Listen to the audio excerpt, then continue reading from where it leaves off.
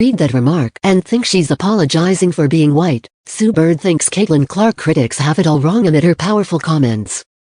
WNBA icon Sue Bird discusses Caitlin Clark's comments on race. Racism has been impacting the WNBA well before this year. This is not a new thing. Sure. This is, and in that way I do. Caitlin Clark, the Indiana Fever rookie, widely regarded as one of the league's brightest stars, was recently named Times Athlete of the Year.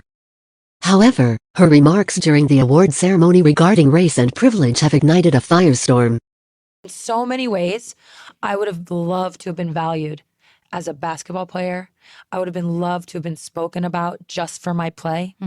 I think recent headlines have been dominated by the rise in racist remarks, posts, and actions targeting the WNBA's top black players this season. For a league built on promoting diversity and inclusion, racism in the WNBA, this has been happening. And that, I think, is what's been such a shock for all of us, that other people are surprised by this. We've been trying to tell you. And once again, for so long, as a player, I would almost joke. I'd be like, I would have more recognition. However, her remarks drew sharp criticism, with some accusing her of apologizing for her race, a claim vehemently denied by her supporters. Simple legend Sue Bird spoke out about the controversy. Forward, we were going to have to combat these things. And then you know what else we learned? It feels I didn't read that remark and think she's apologizing for being white. What she's doing is acknowledging how our country is set up in terms of race, which I thought was wonderful. And this faction of her fan base that is now disgusted with her acknowledging is just showing they were never really here for basketball. CeCe's entry into the WNBA as the most highly touted rookie in years has coincided with the league's growth in popularity. Attendance and viewership have surged, as have sponsorships, often disproportionately seen as favoring white players. The increasing visibility has brought praise and criticism, with racial dynamics at the forefront. The racial situation. Throughout her rookie season, the Iowa product faced hostility from fans and opponents alike. The tension boiled over during the Fever's playoff series against the Connecticut Sun.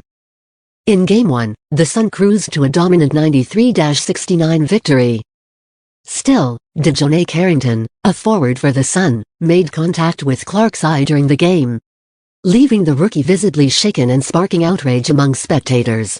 The foul added to a growing list of targeted plays against the 22-year-old point guard. Players like Angel Reese and Kennedy Carter had already been accused of deliberately fouling her earlier in the season. Bird questioned whether the narrative surrounding these incidents would have been different if the reverse had been the case. I almost want to just pose some questions. If she were black, would that have changed how this played out for her? Would it have been a different story? Would it have been covered differently? If when DeJounte Carrington poked her in the eye, if it was two black players involved.